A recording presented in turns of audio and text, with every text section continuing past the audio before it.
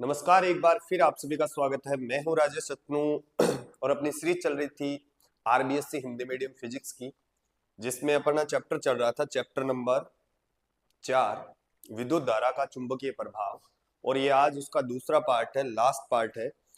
तो आइए स्टार्ट करते हैं। आगे जो कल अपन ने पढ़ लिया था उससे आगे अपन पढ़ रहे थे चुंबकीय बल। ठीक है, इसी में आगे एक टॉपिक है, एक समान चुंबकीय क्षेत्र में एक समान चुंबकीय क्षेत्र में धारावाही चालक तार पर धारावाही चालक तार पर चालक तार पर चुंबकीय बल। देखिए, मान लिया मैंने, मेरे पास एक समान चुंबकीय क्षेत्र है कोई, ये बी वेक्टर, और इसमें एक चालक तार रखा हुआ है जिसकी लंबाई है L। इसकी लंबाई कितनी है? L। अनुप्रस्थ काट क्षेत्रफल है कितना? A। और ये कोण बना रहा है चुंबकीय क्षेत्र के साथ कितना? थीटा। और इसमें धारा प्रवाहित हो रही है I। कितनी धारा प्रवाहित हो रही है? I। क्या लिखोगे कि माना एक समान चुंबकीय क्षेत्र में एक चालक तार जिसकी लंबाई L है, अनुप्रस्थ काट क्षेत्रफल A है, थीटा कोण पर रखा गया है। अब आपको पता है, जब धारा प्रवाहित होती है तो उसके जो मुक्त इलेक्ट्रॉन होते हैं वो किससे चलते हैं? अपवाह वेग से, Vd से चलते हैं। तो इन चलते हुए इलेक्ट्रॉनों पर चुंबकीय बल लगेगा। समझ में आ गई बात? तो क्या लिखूं मैं कि F जो होगा उसको लिखोगे Q V की जगह क्या आ जाएगा? Vd, यानी कि ड्रिफ्ट वेलोसिटी Vb और साइन थीटा। अब अपना टारगेट क्या है? आवेश निकालना। क्या निकालना? आवेश। माना चालक के इकाई आयतन में मुक्त इलेक्ट्रॉनों की संख्या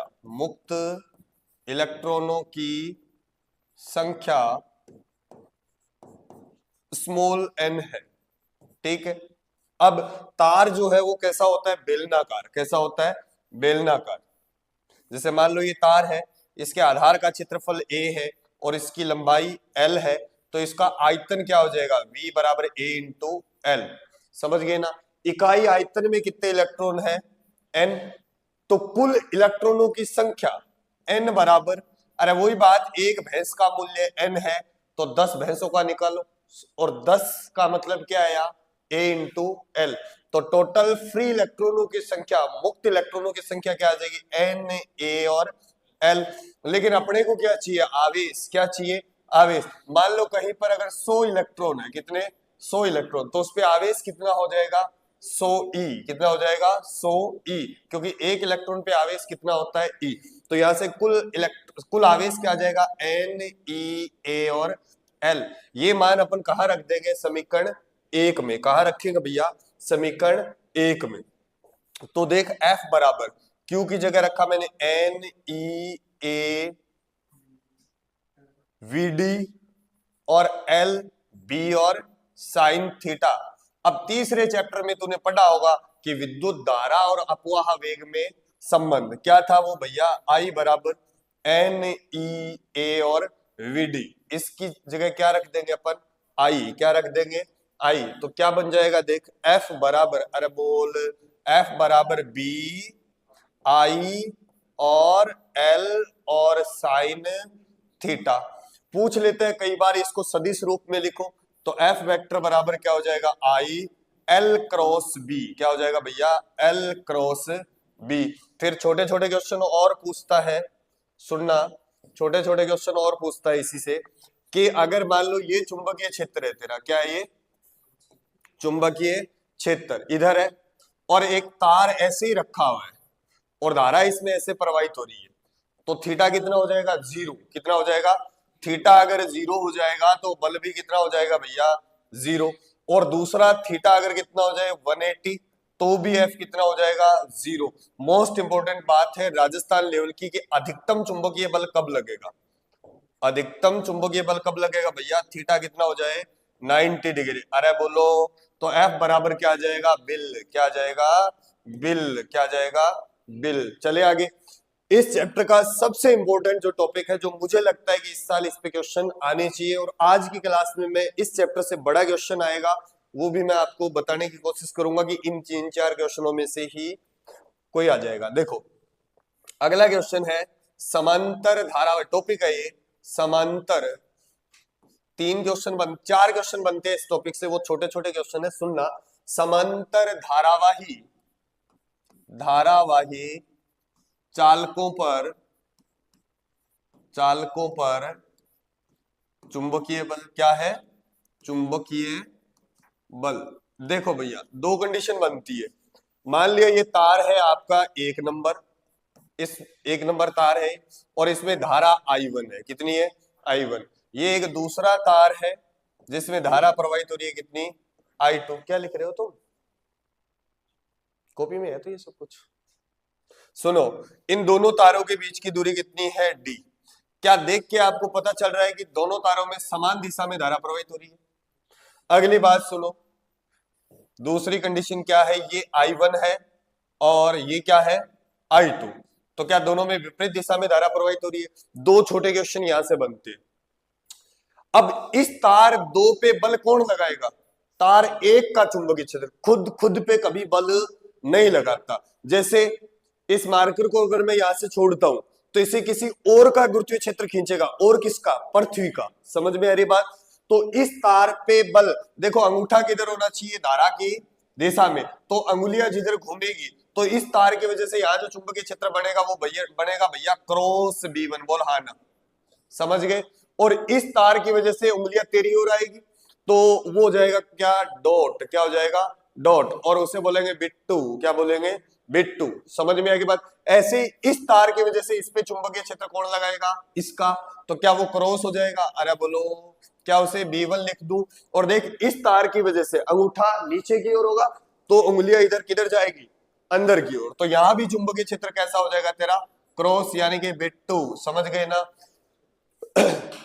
देखो इस तार पे बल की बात करते हैं, ये वाली जो उंगली होती है ये किधर होती है, चुंबकीय क्षेत्र की दिशा में, और ये किधर होती है, धारा की दिशा में। ऐसे आएगी, ये चुंबकीय क्षेत्र की दिशा में, चुंबकीय क्षेत्र बाहर की ओर है, ये ऊपर की ओर है, तो इस पे बल किधर लगेगा, किधर लगेगा, इस पे। ये उंगली किधर होनी चाहिए, धारा की दिशा में, ये चुंबकीय क्षेत्र की दिशा में। इधर वाले तार की बात कर रहा हूं, इस वाले तार में चुंबकीय क्षेत्र बाहर की ओर है, धारा ऊपर की ओर है, तो चुंबकीय बल किधर लगा, इस दिशा में। अरे बोलो F1। ऐसे इस तार की बात करते हैं, इसमें क्रॉस है तो आपकी जो तर्जनी है वो किधर जाएगी, अंदर की ओर, और मध्यमा किधर रहेगी, ऊपर। तो इसमें बल किधर लगा, इधर। तो मुझे बता ये आकर्षण है या प्रतिकर्षण, या क्या लग रहा है, आकर्षण, क्या लग रहा है, आकर्षण।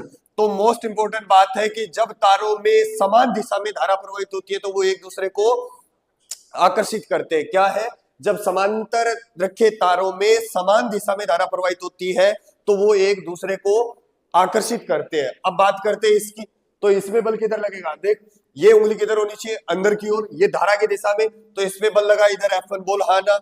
ऐसे ही इस पे भी बल किधर लगेगा, अब धारा की दिशा नीचे है तो आपकी जो मध्यम है वो किधर हो जाएगी, नीचे, और ये तर्जनी किधर हो जाएगी, अंदर की ओर, तो इस पे बल लगेगा इधर। अरे बोलो हाँ ना। तो यहाँ क्या है, धारा विपरीत दिशा में है तो ये क्या करेंगे, एक दूसरे को प्रतिकर्षित, क्या करेंगे, प्रतिकर्षित। अरे समझ गए ना, क्या रट लो, जब समांतर धारावाही चालकों में समान दिशा में धारा प्रवाहित होती है तो वो एक दूसरे को आकर्षित करते हैं, और जब विपरीत दिशा में धारा प्रवाहित होती है तो एक दूसरे को प्रतिकर्षित करते हैं। अगली बात सुनो, दो इंपॉर्टेंट क्वेश्चन है, फिर सुन लेना भैया। जब चालक तारों में समान दिशा में धारा प्रवाहित होती है तो वो एक दूसरे को आकर्षित करते हैं, और जब धारा विपरीत दिशा में प्रवाहित होती है तो एक दूसरे को प्रतिकर्षित करते हैं। तीसरा क्वेश्चन सुनो, समांतर, क्या है, समांतर धारावाही चालकों की, समांतर धारावाही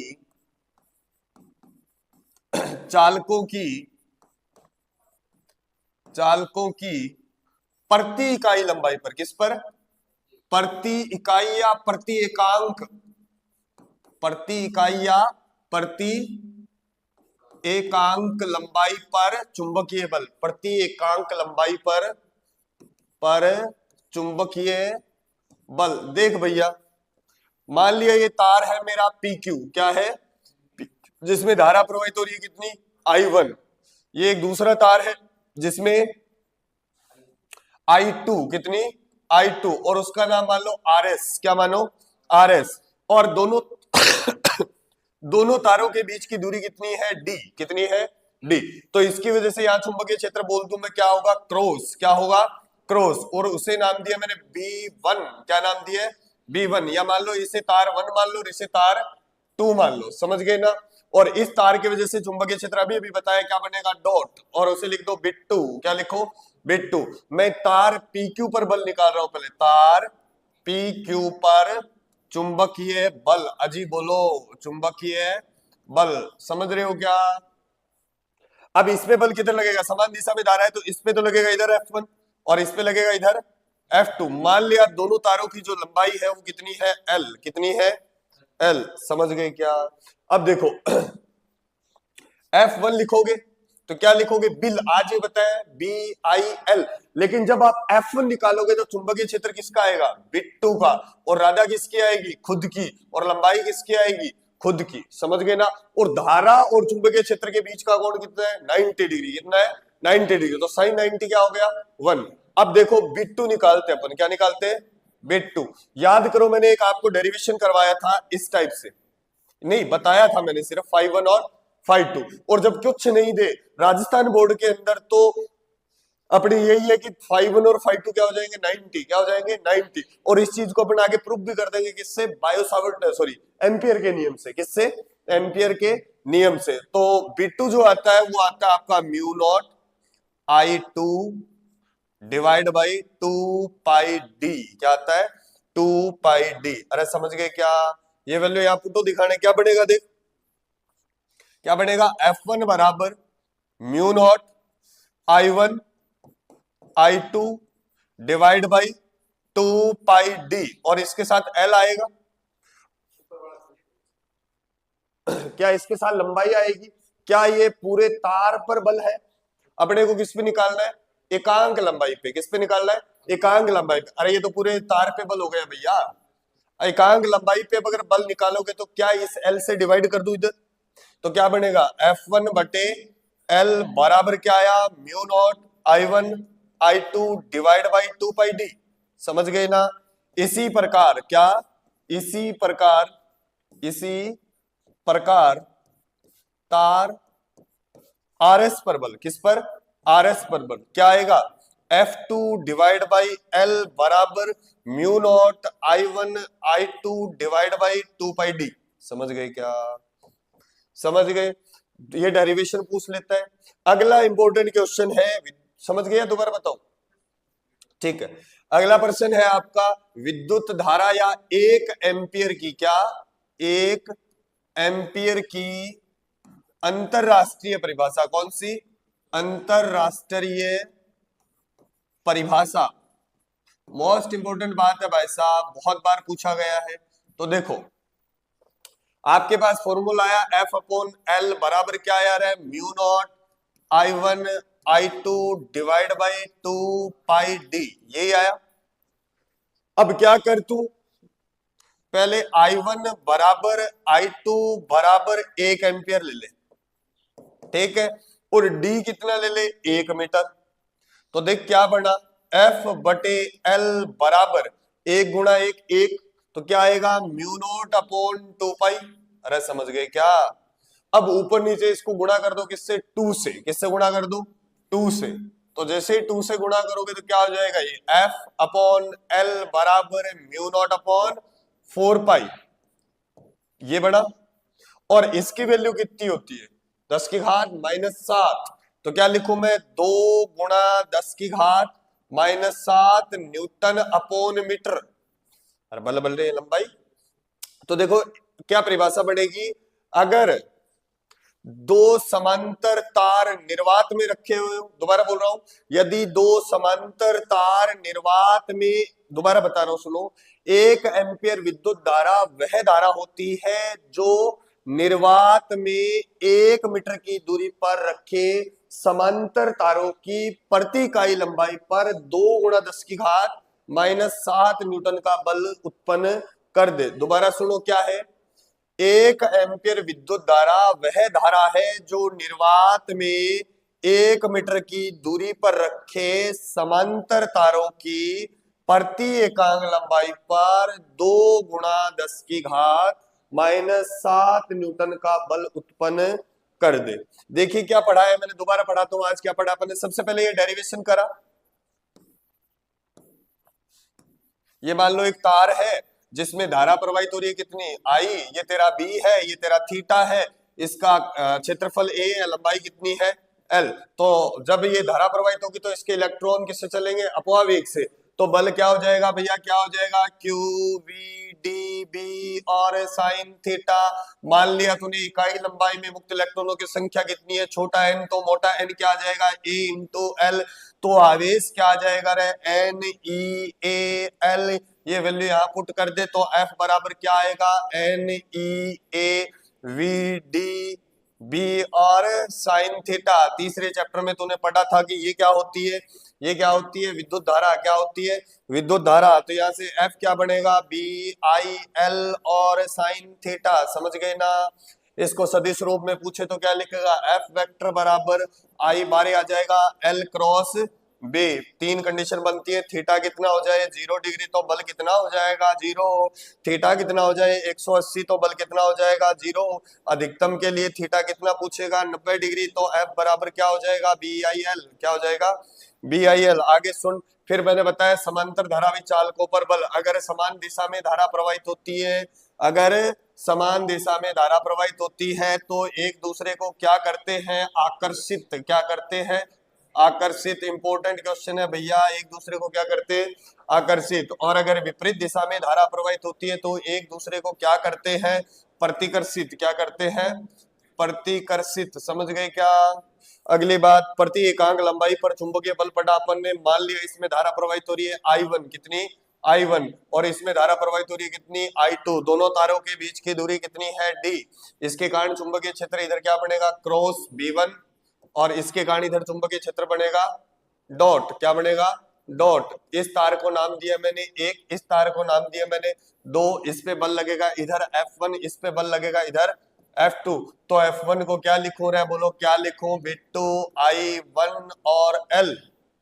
ये B2 को क्या लिख सकता हूं, B2 को लिख सकता हूं mu naught I2 divide by 2 pi D। Value put वहां, F mu naught I1 I2 divide by 2 pi D, और इस L का इधर भाग दे दे। ये प्रति एकांक लंबाई पर बल आ गए। इसी प्रकार अगर तेरे से पूछ ले, इसी प्रकार अगर तेरे से पूछ ले F2 अपॉन L क्या होगा, सेम आएगा answer, mu naught I1 I2 divide by 2 pi D। अरे समझ गए क्या। आगे चले, अगली बात अपन ने पढ़ा, देखो F अपॉन L क्या आया, विद्युत धारा की अंतरराष्ट्रीय परिभाषा या 1 एम्पियर की अंतरराष्ट्रीय परिभाषा। मैं बोल दूं कि I1 बराबर I2 बराबर कितना है, 1 एम्पियर। कितना है, 1 एम्पियर। और बेटा D कितना है, 1 मीटर। कितना है, 1 मीटर। तो क्या बनेगा देख, F अपॉन L बराबर म्यू नॉट अपॉन 2 पाई। यही है, ऊपर नीचे 2 से गुणा कर दे, ऊपर नीचे 2 से गुणा करेगा तो क्या बनेगा, F अपॉन L बराबर 2 म्यू नॉट अपॉन 4 पाई, और इसकी वैल्यू होती है 2 × 10⁻⁻7 न्यूटन अपॉन मीटर। तो 1 एम्पियर विद्युत धारा वह धारा होती है जो निर्वात में 1 मीटर की दूरी पर रखे समांतर तारों की प्रति एकांक लंबाई पर चुंबकीय बल 2 × 10⁻⁷ न्यूटन का बल उत्पन्न कर दे। चले आगे। इसके बाद इस चैप्टर का मोस्ट इंपोर्टेंट पार्ट है एम्पियर का नियम, जिससे क्वेश्चन आना ही आना है। तो सुनो, सबसे पहले तो पढ़ेंगे एम्पियर का नियम। क्या पढ़ेंगे, एम्पियर का परिपथ नियम या एम्पियर का नियम। सुनना, एम्पियर ने क्या करा, एक बंद पथ की कल्पना। किसकी, बंद पथ की कल्पना करी। सुन भाई, ये कोई बंद पथ है और इसमें से मान लो इस टाइप से धारा गुजर रही है। सुनना, ये धारा है।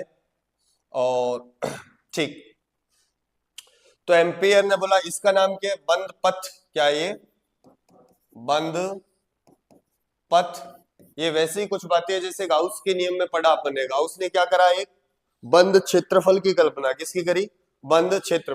तो देखो एम्पियर के नियम को ऐसे लिखा जाता है, बी डॉट डीएल बराबर म्यू नॉट समेशन आई। ठीक है, इसका मतलब क्या है, इसका मतलब है बंद पथ। क्या है, और कौन सा समाकलन हो रहा है, रेखीय। कौन सा समाकलन हो रहा है, रेखीय। मैं तुम्हें बता देता हूं, समाकलन तीन प्रकार के होता है। अगर डीएस आएगा तो क्षेत्रीय समाकलन होगा, और डीवी आएगा तो आयतनीय समाकलन होगा, और अगर डीएल आएगा तो रेखीय समाकलन होगा। एम्पियर ने एक बंद पथ की कल्पना की, उस बंद पथ से गुजरने वाले, क्या है ये, चुंबकीय क्षेत्र। क्या है भैया, चुंबकीय क्षेत्र। अरे बोलो, एम्पियर ने बंद पथ की कल्पना की, उस बंद पथ से गुजरने वाले चुंबकीय क्षेत्र के रेखीय समाकलन का मान बराबर होता है निर्वात की चुंबकशीलता तथा धाराओं के बीजगणितीय योग के गुणनफल के। नहीं समझे, दोबारा सुनो। एम्पियर ने क्या किया, एक बंद पथ की कल्पना करी, उस बंद पथ से गुजरने वाले चुंबकीय क्षेत्र के रेखीय समाकलन का मान निर्वात की चुंबकशीलता तथा धाराओं के बीजगणितीय योग के गुणनफल के बराबर होता है। समझ में आ गई बात?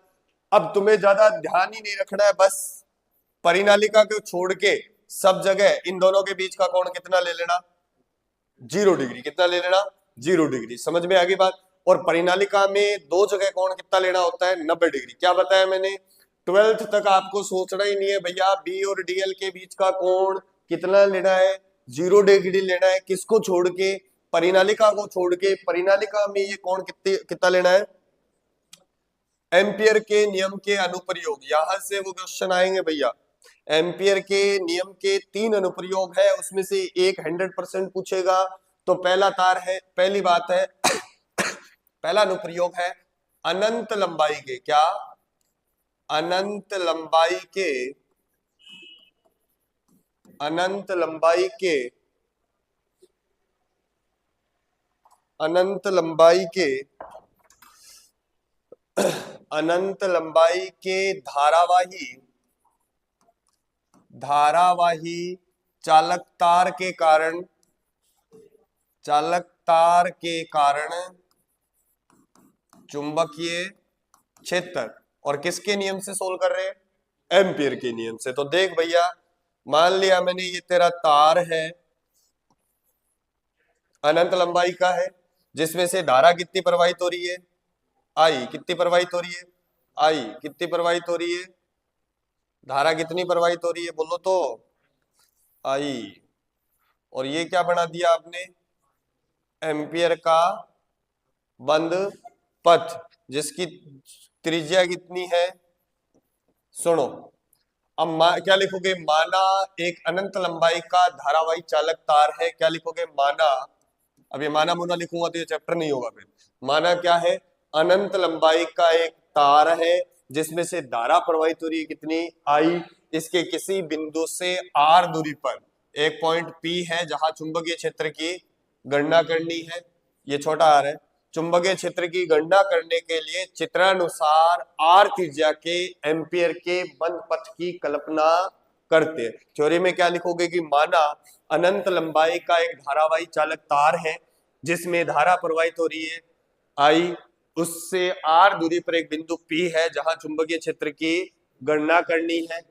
चित्रानुसार आर त्रिज्या के एम्पियर के बंद पथ की कल्पना करते हैं। अब देखो, इस तार के कारण चुंबकीय क्षेत्र भी इधर ही होगा, बी वेक्टर, और डीएल वेक्टर भी इधर ही होगा। दोनों के बीच कोण कितना है, 0 डिग्री। तो यह लिखेगा एम्पियर के नियम से, किसके नियम से, एम्पियर के नियम से, एम्पियर के नियम से क्या लिखेगा भैया, इंटीग्रेशन बी डॉट डीएल बराबर म्यू नॉट समेशन आई। आई लिख दूं क्या, धारा कुल कितनी है, आई है।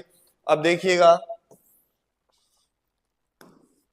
या लिखोगे बी वेक्टर तथा डीएल वेक्टर के मध्य कोण थीटा बराबर कितना है 0 डिग्री। तो क्या बन जाएगा ये इंटीग्रेशन बी डीएल कॉस 0 बराबर कितना म्यू नॉट आई। समझ गए। अब बी कोस 0 कितना हो गया 1, बी 0 कोस 0 क्या हो गया 1, बी बाहर आ जाएगा और क्या बना ये इंटीग्रेशन ऑफ डीएल बराबर म्यू नॉट आई। या तो इसकी लिमिट लगा दो 0 से 2 पाई आर। अरे समझ गए ना भाई, एक को 0 मान लो, अगर घूम फिर क्या होगे तो 2 पाई आर।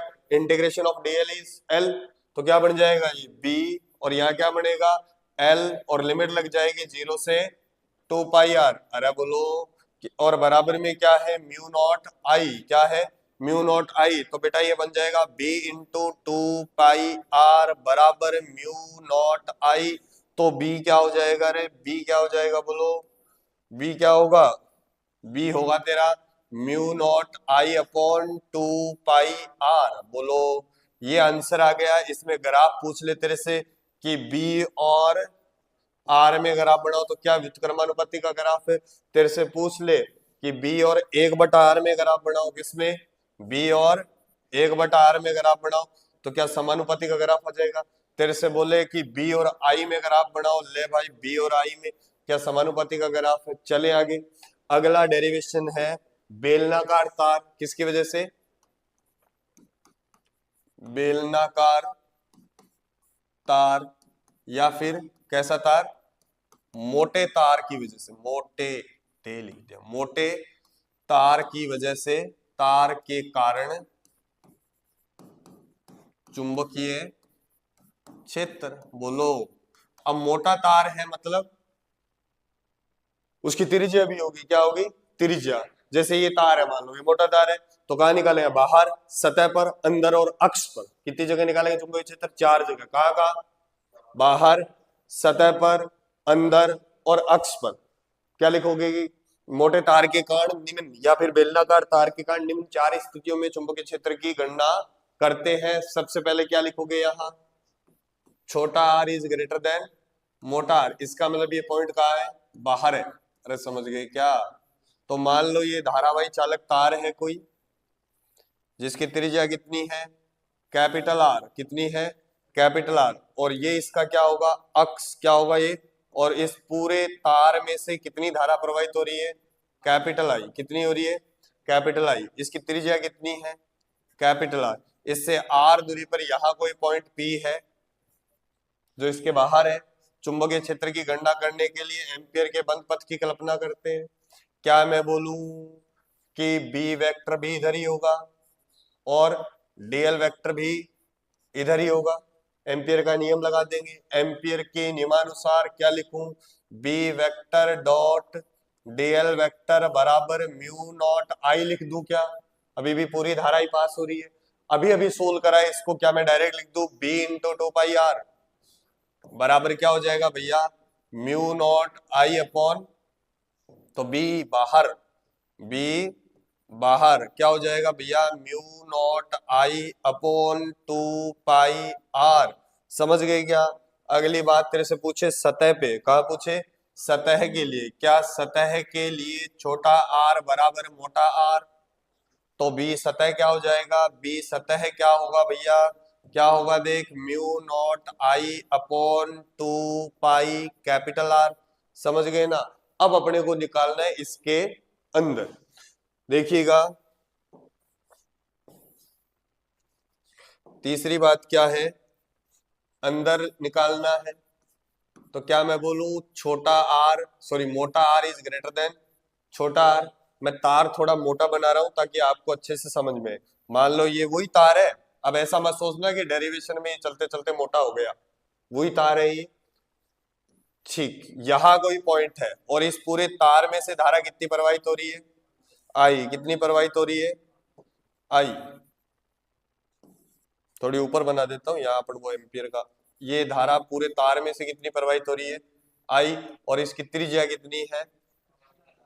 अब वो तार अगर वो पॉइंट अंदर है तो यहाँ कहीं होगा, और ये छोटा आर, क्या एम्पियर का बंद पथ ऐसे बनेगा, क्या बी वेक्टर इधर होगा, क्या डीएल वेक्टर भी इधर होगा, बट इस बार समेशन आई आई नहीं होगा, क्योंकि पूरे तार में से कितनी धारा प्रवाहित हो रही है, आई।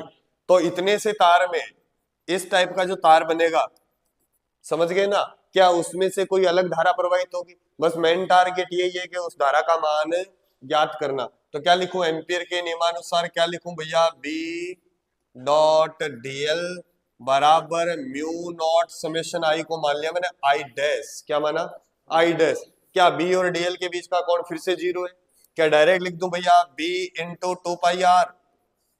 अरे समझ गए ना, वही तो बात है।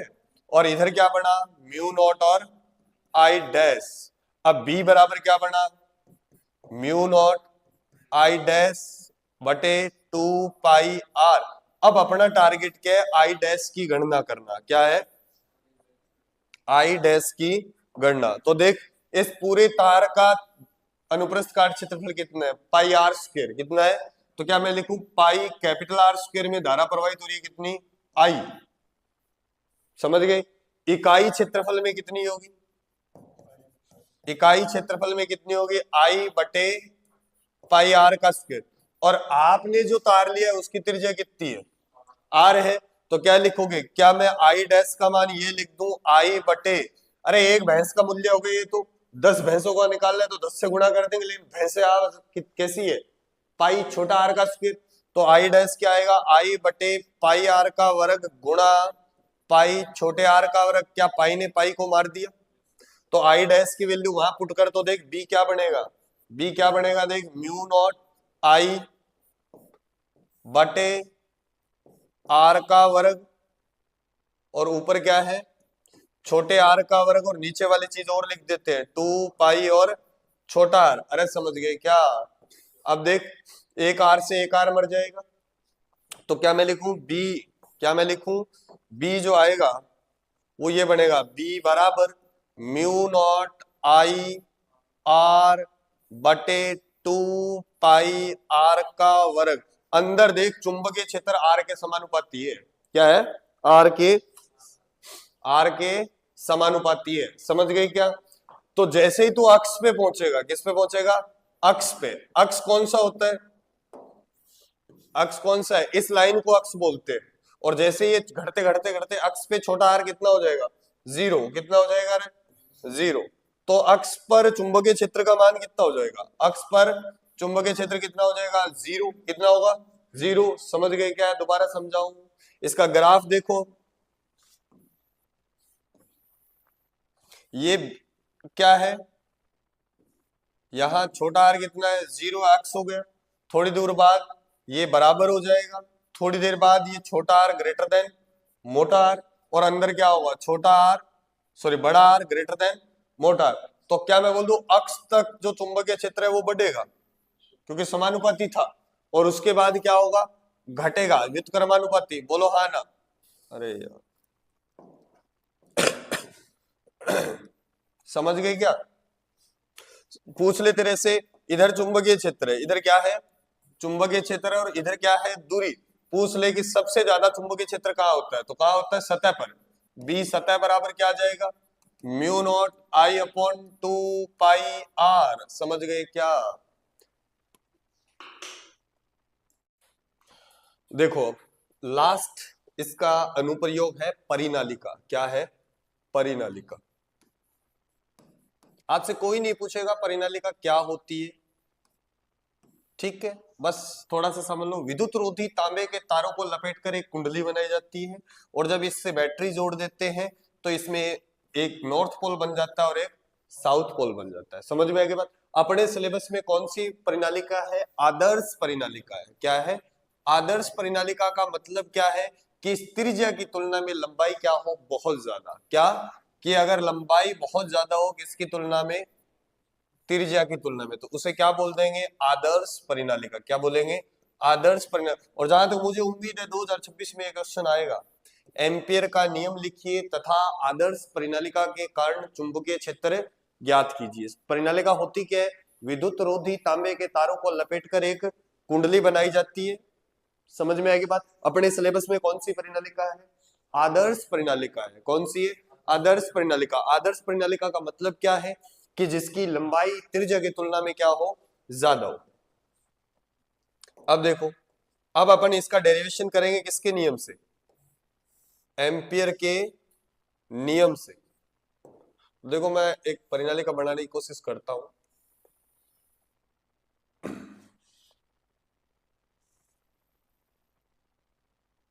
बाकी मैं डायग्रामों का कलाकार हूं नहीं, फिर मैं कोशिश करता हूं।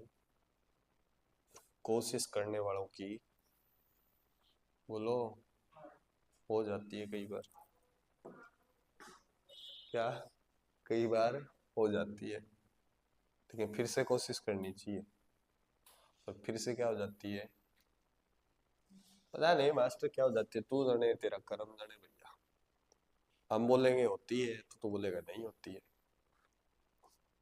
ठीक है, ये रफली सा डायग्राम बना दिया मैंने।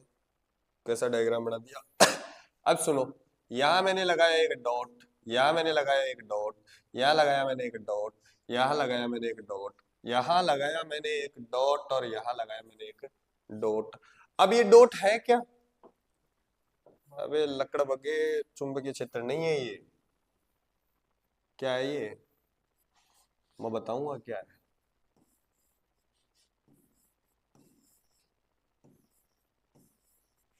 चुंबकीय क्षेत्र याद रखना, परिनालिका के बाहर, आदर्श परिनालिका के बाहर लगभग क्या होता है, जीरो होता है। क्या होता है, जीरो।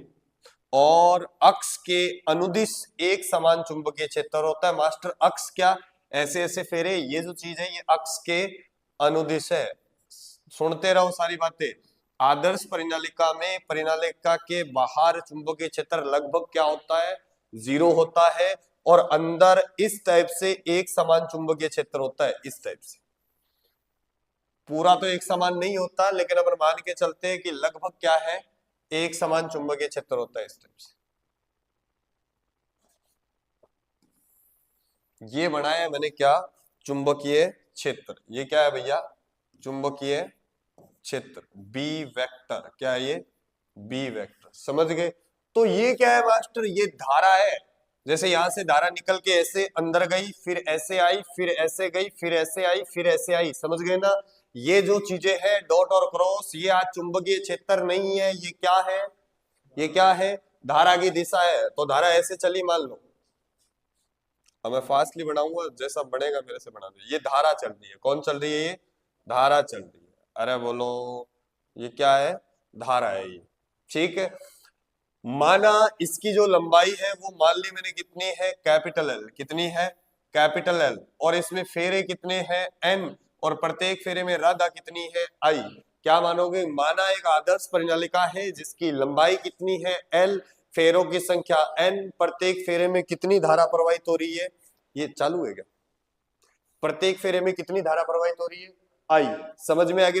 परिनालिका के बाहर चुंबकीय क्षेत्र जीरो होता है, अक्ष के अनुदिश एक समान चुंबकीय क्षेत्र होता है। अब क्या करे, उसने क्या बोला,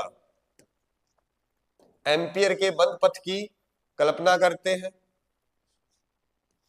तो इसमें आप एक आयताकार एम्पियर के बंद पथ की कल्पना करोगे। ये एम्पियर का बंद पथ हो गया, ये दिख ही नहीं रहा। तो एम्पियर का बंद पथ दिख नहीं रहा है तो भैया क्या करें, चलो इससे बनाते हैं वापस।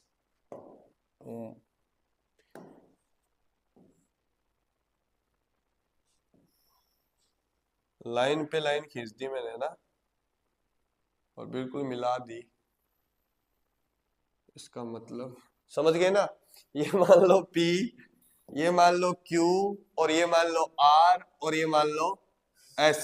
चित्रानुसार एम्पियर के बंद पथ PQRS की कल्पना करते हैं, जिसकी ये वाली लंबाई कितनी मान लो, छोटा l। कितना मान लो, छोटा l। समझ गए ना। अब एम्पियर का नियम लगाते हैं। क्या लगाते हैं, एम्पियर के नियम से।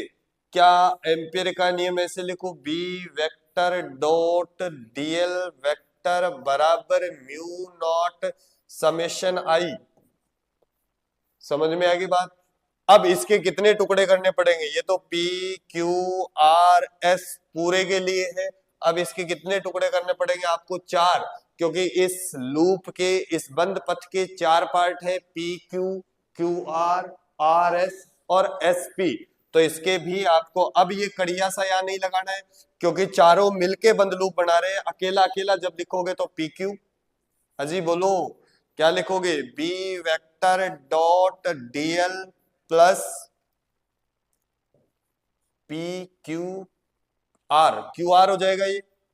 और क्या लिखोगे, B vector dot DL vector. अब देख अपन परिणाली के बाहर पहुंच गए, तो जैसे ही बाहर पहुंचे तो बाहर तो चुंबकीय क्षेत्र कितना है, 0। चुंबकीय क्षेत्र कितना है, 0। तो क्या मैं लिखूं, जैसे ही आप बाहर पहुंचे तो ये तो पूरा पद ही क्या हो जाएगा, 0 हो जाएगा। समझ गए ना क्यों हुआ, क्योंकि चुंबकीय क्षेत्र ही 0 है। फिर लास्ट वाला कौन सा बचा, लास्ट वाला बचा PQRS और SP। तो इसको क्या लिखोगे, B vector dot DL vector बराबर म्यू नॉट समेशन I। दोबारा देख, मैंने आज ही बताया आपको कि परिनालिका में 2 जगह कोण 90 डिग्री आएगा, बाकी यहाँ कोण कितना होगा, इसमें 90 डिग्री, और ऐसे ही इसमें कोण कितना होगा, 90 डिग्री, इसमें कोण कितना होगा, 0 डिग्री। और वो तो चुंबकीय क्षेत्र 0 है। अरे समझ गए क्या। अब देखो क्या बन जाएगा, यहां लिखोगे आप B DL cos 0, तो क्या मैं लिख दूं, B और integration DL plus 0 plus 0 plus 0 कोस 90 कितना होता है, 0। यहां भी क्या आएगा, कोस 90 कितना हो जाएगा रे, 0। समझ गए ना।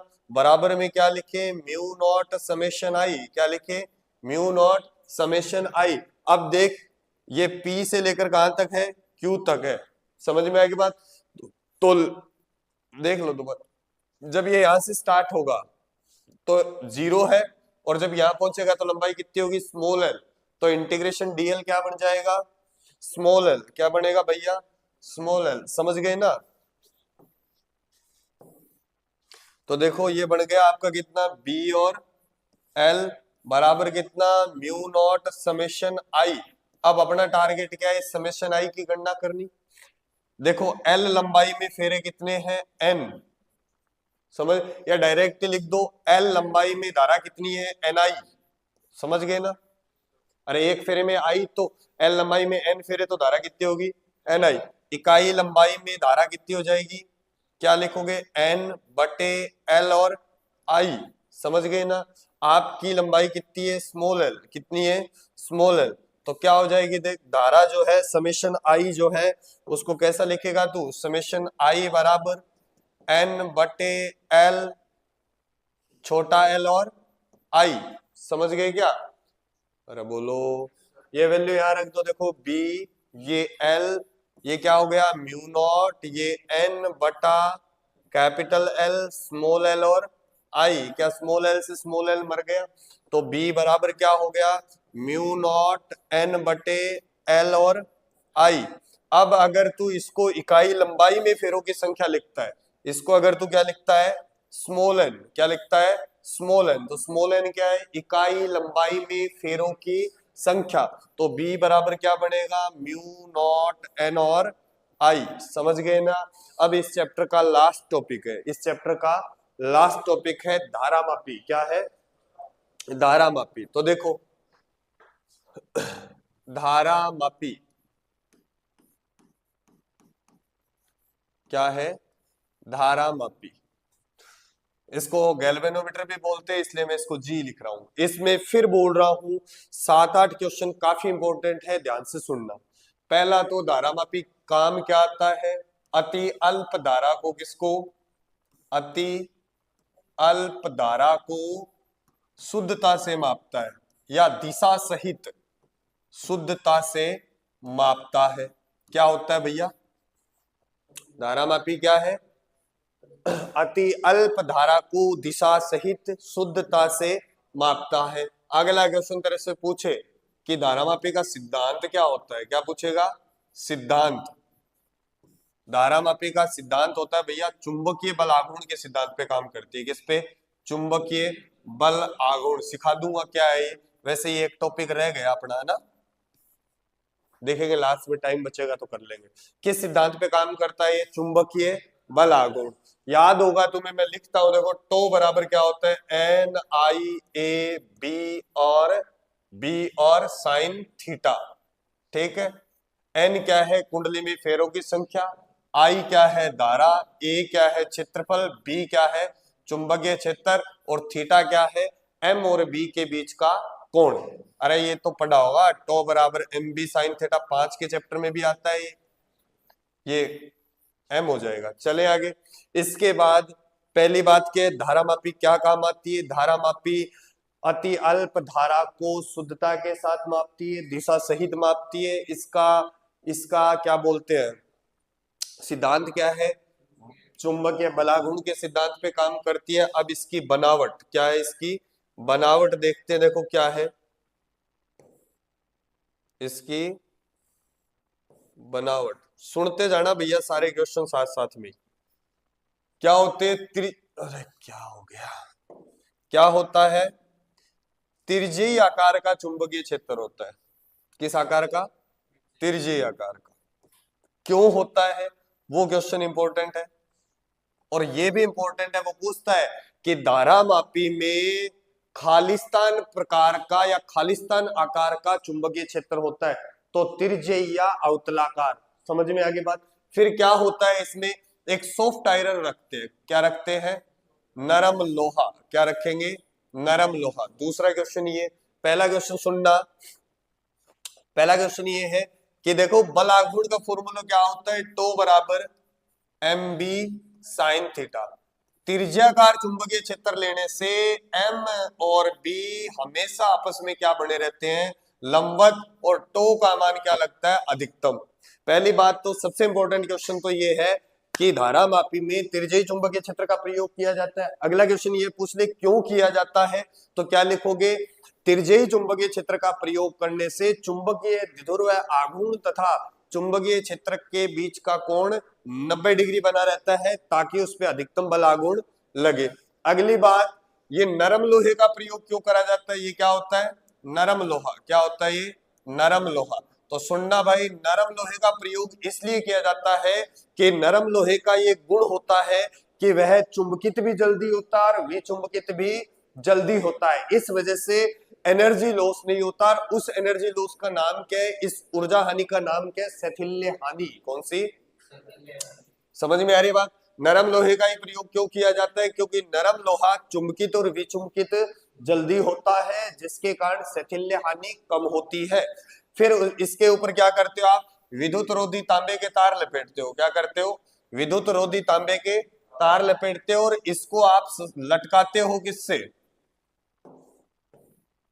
इसको आप लटकाते हो किससे? स्प्रिंग की सहायता से। किसकी सहायता से? और स्प्रिंग नियतांक कितना है उसका? के। क्या है? के। और यहाँ पे आपके पास एक वर्ताकार पैमाना होता है। क्या होता है? वर्ताकार पैमाना। और उस वर्ताकार पैमाने के साथ एक क्या लगी होती है? निडल। यहाँ बीच में क्या होता है भैया? जीरो। क्या होता है? जीरो। इधर 1 2 3 4, इधर 1 2 3 4। समझ गए क्या? फिर जैसे ही मैं इसमें धारा प्रवाहित करूंगा, जैसे ही मैं इसमें धारा प्रवाहित करूंगा तो क्या इस कुंडली पे बल आघूर्ण लगेगा? और जैसे ही बल आघूर्ण लगेगा तो ये घूमेगी। अरे बोलो हाँ ना। जैसे ही मैं इसको ऐसे घुमाऊंगा तो क्या इस पे बल आघूर्ण लगेगा? समझ गए ना? दोबारा बताऊं क्या? सुनना। धारा मापी में त्रिज्यीय चुंबकीय क्षेत्र का प्रयोग करा जाता है। किसका? त्रिज्यीय चुंबकीय क्षेत्र का। क्यों करा जाता है भाई? क्योंकि बल आघूर्ण का फॉर्मूला आता है टो बराबर एम बी साइन थीटा। अधिकतम बल आघूर्ण कब लगेगा? जब थीटा कितना हो जाए? 90। त्रिज्यीय चुंबकीय क्षेत्र का प्रयोग करने से चुंबकीय द्विध्रुव आघूर्ण तथा चुंबकीय क्षेत्र के बीच का कोण हमेशा कितना बना रहता है? 90 डिग्री, जिससे इस पे अधिकतम बल आघूर्ण लगता है। फिर मैंने तेरे को बताया कि इसमें सॉफ्ट आयरन का प्रयोग किया जाता है। नरम लोहे का प्रयोग क्यों किया जाता है? नरम लोहे का प्रयोग करने से नरम लोहे का गुण होता है कि वे जल्दी तो चुंबकित होता है, जल्दी विचुंबकित होता है, जिससे उसमें क्या कौन सी हानि नहीं होती? शैथिल्य हानि। फिर इसको सस्पेंड किया जाता है, लटकाया जाता है स्प्रिंग की सहायता से। किसकी सहायता से? स्प्रिंग की सहायता से। और एक वर्ताकार पैमाना होता है और उस वर्ताकार पैमाने के साथ क्या जोड़ देते हैं, एक निडल जुड़ी होती है। क्या होती है, निडल। जैसे इसमें धारा प्रवाहित करते हैं तो कुंडली क्या होगी, घूमने लगी। एक और डायग्राम है, सुनना क्या है, इसका एक टॉप व्यू और बनाया गया है। जब आप इसको ऊपर से देखोगे तो ये आपको कुछ ऐसे दिखेगी। क्या है तेरे, जब आप इसको ऊपर से देखोगे तो आपको ये कुछ ऐसे दिखेगी। ये एनसीईआरटी में ये डायग्राम भी है भैया। जब आप इस धारा मापी को ऊपर से देखोगे, भाई रुक, अल अल अल रुक यार, ऐसे थोड़ी भागते हैं। ये कलर नहीं दिखेगा तो नहीं दिखेगा, तो दूसरा ले आते हैं, दूसरा तो दिखेगा ही।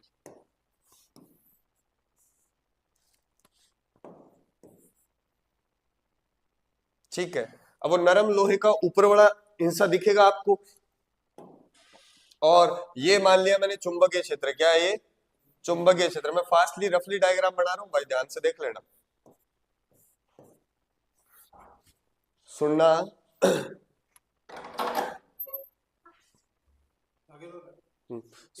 बस 10-15 मिनट और सुनना। ये ऊपर से देखोगे, इधर नॉर्थ पोल मान लो और इधर मान लो कौन सा, साउथ पोल। और ये इसमें इस टाइप से आपको एक छल्ला लगा होता है, जो स्प्रिंग लगा होता है, मैंने आपको बताया था। समझ में आगे बात, ऊपर से देखने पे कुछ ऐसे दिखेगी ये, समझ गए। अब देखो इसका कंसेप्ट क्या है वो देखते दोबारा। जब आप इसमें धारा प्रवाहित करोगे तो इसमें बलागुण लगेगा। क्या लगेगा, बलागुण। अब देखो बलागुण इसमें दो लगेंगे, कितने लगेंगे, दो। एक तो ये जब कुंडली घूमेगी तो इससे ये तो लगेगा चुंबकीय बलागुण। क्या लगेगा, चुंबकीय बलागुण। और जब ऐसे घूम रही है तो स्प्रिंग इस पे बल विपरीत दिशा में लगाएगा, बलागुण, जिसे बोलते हैं प्रत्यानयन बलागुण। क्या लगाता है, प्रत्यानयन। जैसे मम्मी कपड़े सुखाती है तो मम्मी अगर दोनों हाथों को एक ही तरफ करे तो क्या उन कपड़ों से पानी निकलेगा। तो क्या होता है, एक तरफ ऐसे कर रहे हो, एक को बलागुण बोलते हो तो दूसरे वाले को क्या बोलो, प्रत्यानयन बलागुण। वैसे देख लो, मान लो यहाँ से मैंने एक झूला लगाया, अगर उस झूले पे आपको ऐसे ऐसे जिंदगी भर घुमाता रहूं तो क्या आप जिंदगी भर ऐसे घूमते रहोगे, नहीं घूमोगे। एक टाइम ऐसा आएगा कि घुमाने में इधर जोर आने लगेगा, जैसे मैं छोड़ूंगा तो आप वापस घूमने लग जाओगे। समझ में आ रही बात, तो उसे बोलते हैं प्रत्यानयन बलागुण। ऐसे प्रत्यानयन बल भी होता है, जैसे एक स्प्रिंग को मैंने खींचा और जैसे मैंने छोड़ा तो वापस आ जाता है, वो रिस्टोरिंग फोर्स होता है। समझ में आ रही बात। तो देखो जब इसमें बलागुण लगेगा, अधिकतम बलागुण क्या लगेगा, अधिकतम बलागुण, तो उसका मान होगा भैया कितना, टो बराबर एन आई ए और बी। ये लगा, ये कौन सा है, चुंबकीय बलागुण। और इस पे एक लगेगा प्रत्यानयन बलागुण, वो लगेगा भैया के थीटा। क्या लगेगा, के थीटा। क्या है यहाँ पे, जब वो निडल घूमेगी उसमें विक्षेप है। ये क्या है, विक्षेप। किसमें, उस सुई में, उस निडल में।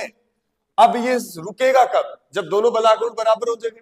तो क्या मैं बोलूं, संतुलन की अवस्था में। कौन सी अवस्था में, संतुलन की अवस्था में। क्या लिख दूं, एन आई ए बी। ये कौन सा बलागुण है, प्रत्यानयन बलागुण। ये कौन सा है, चुंबकीय बलागुण। संतुलन अवस्था में कब आएगा, जब दोनों के मान क्या हो जाएंगे, बराबर, के थीटा। तो आई बराबर क्या लिख दूं मैं, देख के, नीचे क्या आएगा, एन ए बी और थीटा। अब देख इसमें सारी चीज देख नियत है, एक और दो चीज को छोड़ के, एक तो धारा और एक थीटा। बाकी देख के क्या है, स्प्रिंग नियतांक है, एन फेरों की संख्या है, ए कुंडली का क्षेत्रफल और बी चुंबकीय क्षेत्र है। अगर तू मार्केट से एक बार एक धारामापी ले आया तो क्या ये सारी चीज फिक्स हो गई। इसे बोलते हैं धारामापी नियतांक। क्या बोलते हैं, धारामापी नियतांक। समझ में आगे बात, आगे सुनो। अगला टॉपिक है इसमें धारा सुग्राहिता। क्या है, धारा सुग्राहिता। धारा सुग्राहिता होती है बेटा आईएस। क्या होती है, आईएस। क्या परिभाषा है, थीटा बटे आई। क्या है, थीटा बटे आई। परिभाषा क्या बनेगी, क्या बनेगी, जब धारामापी में एकांक मान की धारा प्रवाहित की जाती है तो चुंबकीय सुई में उत्पन्न विक्षेप को ही क्या बोलते हैं, धारा सुग्राहित। इसका मात्रक मैंने आज तक नहीं बताया, ध्यान रखना। क्या बनेगा मात्रक, इसे ये क्या है, थीटा। ये क्या है, थीटा। और ये क्या है, धारा। तो बना लोगे क्या, रेडियन पर सेकंड। क्या बनेगा, रेडियन पर सेकंड। अरे कौन, रेडियन ले लो, डिग्री ले लो। क्या रेडियन पर सेकंड आ जाएगा। अब आई की वैल्यू यहां से पुटो, इसमें आई की वैल्यू क्या है, तो आई एस क्या बना, देख आई एस क्या बना, आई एस बना तेरा थीटा बटे के थीटा, और ये ऊपर चला जाएगा एन ए बी। क्या थीटा ने थीटा को मार दिया, तो क्या बन गया देख, धारा सुग्राहिता क्या आ गई, धारा सुग्राहिता क्या आ गई, नियत आ गई।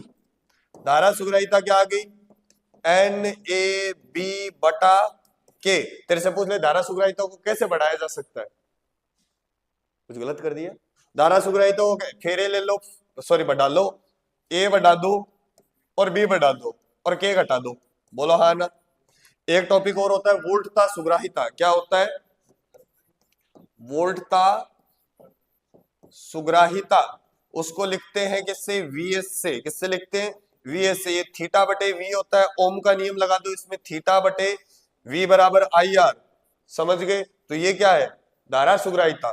तो क्या लिखूं मैं, आई एस बटे आर, क्या बन जाएगी परिभाषा, धारा सुग्राहिता तथा प्रतिरोध के अनुपात को वोल्टता सुग्राहिता कहते हैं। और फॉर्मूले में क्या फर्क पड़ेगा देख, एन ए बी के और आर को इसलिए बढ़ाना, तो क्या के को कम कर दो और आर को भी क्या कर दो, कम, बाकी ये सारी चीजें आ जाएंगी। चले इस चैप्टर दोबारा सुन लो, इसमें जो छोटे छोटे क्वेश्चन बने हैं, पहला क्वेश्चन बना था इसमें त्रिज्यीय चुंबकीय क्षेत्र के प्रयोग वाला, अगला नरम लोहे वाला, अगला धारा सुग्राहिता, अगला वोल्टता सुग्राहिता। चले आगे, इसके बाद सबसे इंपॉर्टेंट क्वेश्चन है इसमें, गैल्वेनोमीटर को धारामापी में रूपांतरित करना। किसमें, सॉरी, धारामापी को एमीटर में रूपांतरित करना। किसमें, एमीटर में। पहले बात कर लेते थोड़ी सी एमीटर की। एमीटर लगता किसमें, एमीटर लगता भैया हमेशा किसमें, श्रेणी क्रम में। कौन से क्रम में लगता है, श्रेणी क्रम में। किसमें लगता है, श्रेणी क्रम में। देखो मान लो ये कोई प्रतिरोध है, ये आर है, और इसके साथ मैंने एक बैटरी जोड़ी। क्या जोड़ी, बैटरी, और यहाँ एक एमीटर लगा दिया। अब तो सोच के बता, इस एमीटर का प्रतिरोध कम होना चाहिए, ज्यादा होना चाहिए, कम होना चाहिए। अगर ज्यादा हो गया तो प्रतिरोध बढ़ जाएगा, और प्रतिरोध अगर बढ़ गया तो सर्किट में धारा ही कम हो जाएगी। इसलिए अपन बोलते हैं कि आदर्श एमीटर का प्रतिरोध क्या होता है, शून्य होता है। क्या होता है, शून्य। क्या क्या बताया मैंने, एमीटर लगता है किसमें, श्रेणी क्रम में। किसमें लगता है, श्रेणी क्रम में। उसका प्रतिरोध कितना होता है, आदर्श एमीटर का प्रतिरोध कितना होता है, शून्य। अब आपको धारामापी से क्या बनाना है, एमीटर। क्या बनाना है, एमीटर। तो सुन, ये मान लिया मैंने तेरा क्या है, धारामापी। क्या है ये, धारामापी, जिसका प्रतिरोध कितना है, आर जी। कितना है, आर जी। इसके समांतर क्रम में, मोस्ट इंपोर्टेंट क्वेश्चन है भाई साहब, इसके समांतर क्रम में क्या जोड़ दे, एक अति अल्प प्रतिरोध। क्या, अति अल्प प्रतिरोध, जिसे क्या बोलते हैं, संट। क्या बोलते हैं, संट। इधर आया आई, इधर चला गया कितना, आई, इधर चला गया मान लो कितना, आई जी। कितना गया, आई जी। आई जी का मतलब गैल्वेनोमीटर की धारा। तो इसमें जो धारा जाएगी आई एस, क्या उसे लिखो, आई माइनस आई जी। समझ गए क्या, दोनों के विभांतर बराबर कर देना, आंसर आ जाएगा। क्या लिखोगे, समांतर क्रम में विभांतर बराबर होता है, तो क्या लिखोगे इसको, आई जी आर जी बराबर क्या लिखो, आई माइनस आई जी इंटू एस। अरे बोलो सन, तो यहां से एस की वैल्यू क्या आएगी, आई जी आर जी बटे आई माइनस आई जी। ये ज्यादा इंपॉर्टेंट नहीं है, बोर्ड में इससे कोई क्वेश्चन पूछे तो आपको डायरेक्ट क्या करना है, दोनों के विभवांतर क्या कर देना, बराबर कर देना। दूसरी बात, जी को ए में बदलने के लिए क्या करते हैं, धारामापी को एमीटर में बदलने के लिए क्या करते हैं, उसके समांतर क्रम में अति अल्प प्रतिरोध जोड़ते हैं, जिसे संट कहते हैं। लास्ट टॉपिक, जी को बदलना है किसमें, वी में। किसमें, वी में, यानी कि वोल्ट मीटर को। धारामापी को किसमें बदलना है, वोल्ट मीटर में। वोल्ट मीटर लगता कौन से क्रम में, समांतर क्रम में। और समांतर क्रम में जो भी डिवाइस लगती है उसका प्रतिरोध क्या होना चाहिए, उच्च। क्या होना चाहिए, उच्च। इसलिए आदर्श वोल्ट मीटर का प्रतिरोध कितना होता है, अनंत। कितना होता है, अनंत। तो मोस्ट इंपॉर्टेंट क्वेश्चन है कि एक धारामापी को, किसको, धारामापी को वोल्ट मीटर में रूपांतरित करने के लिए उसके श्रेणी क्रम में क्या लगाते हैं, उच्च प्रतिरोध। क्या लगाते हैं भैया, उच्च प्रतिरोध। समझ गए क्या, अरे बोलो।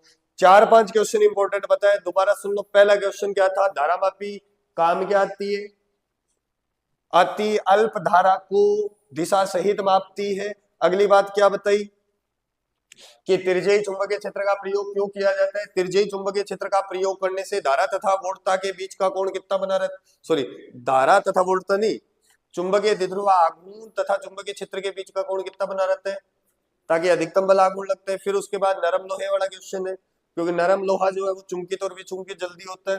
उसके बाद सबसे इंपॉर्टेंट जो क्वेश्चन है वो ये है कि आदर्श एमीटर का प्रतिरोध कितना होता है, शून्य। धारा मापी को एमीटर में रूपांतरित करने के लिए उसके समांतर क्रम में अति अल्प प्रतिरोध जोड़ते हैं, जिसे संट कहते हैं। धारा मापी को वोल्ट मीटर में रूपांतरित करने के लिए उसके श्रेणी क्रम में उच्च प्रतिरोध जोड़ते हैं। समझ में आ गई बात। इसी के साथ ये चैप्टर समाप्त होता है। धन्यवाद। जय हिंद, जय भारत।